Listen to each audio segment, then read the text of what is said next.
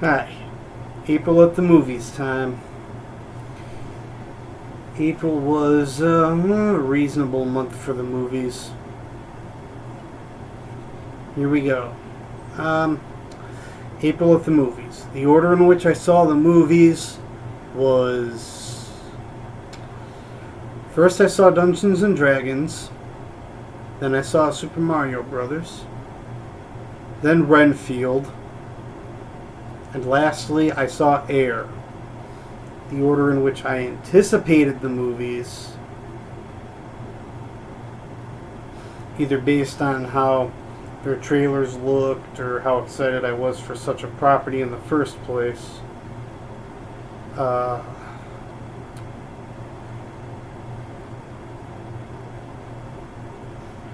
Air had a compelling trailer.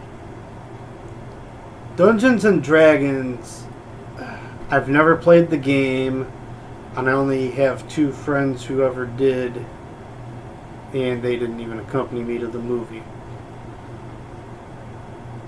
So there you go.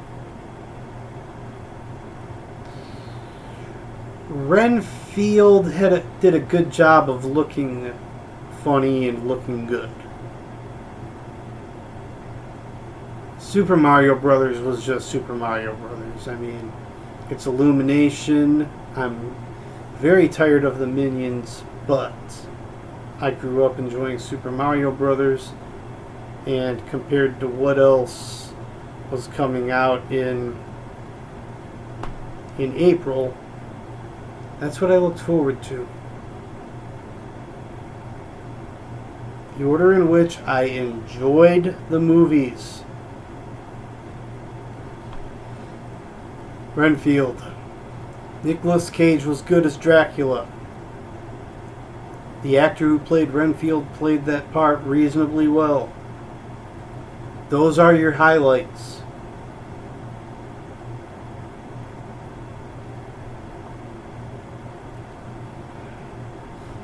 Dungeons and Dragons. It was a good fantasy movie. And they had a cameo appearance from actors dressed as the characters from the cartoon series. Yet we never once saw Dungeon Master or Venger anywhere. But other than that, it was a decent movie. It was decent for fantasy yarn. A lot more enjoyable than the previews made it look. Air. I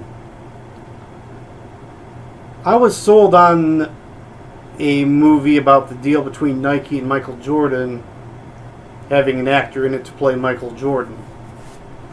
Michael Jordan was barely a silhouette, and he spoke one word over the phone to, I think it was Brad Pitt's character. Brad Pitt, yes.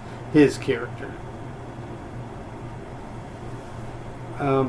It was very much about strictly the Nike deal and the big players involved in that. Great soundtrack, by the way, if this was supposed to be set in 1984 or 85. It had a great soundtrack to it.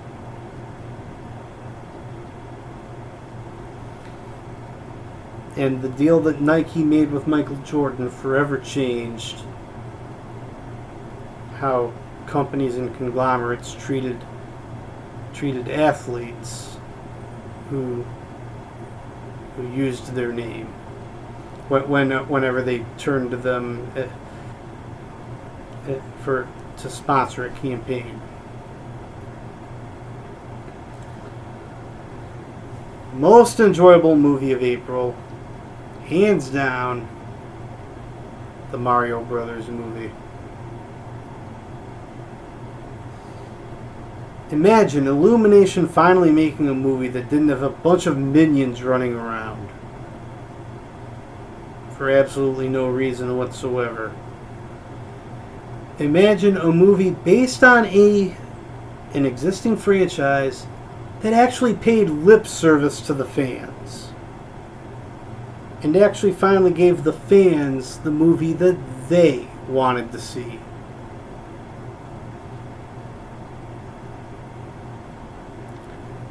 Super Mario Brothers did just that. It was actually very enjoyable, even for animation, let alone for a cartoon, right?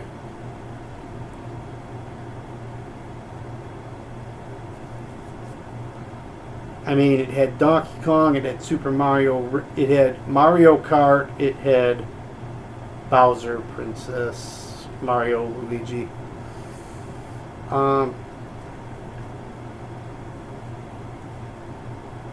It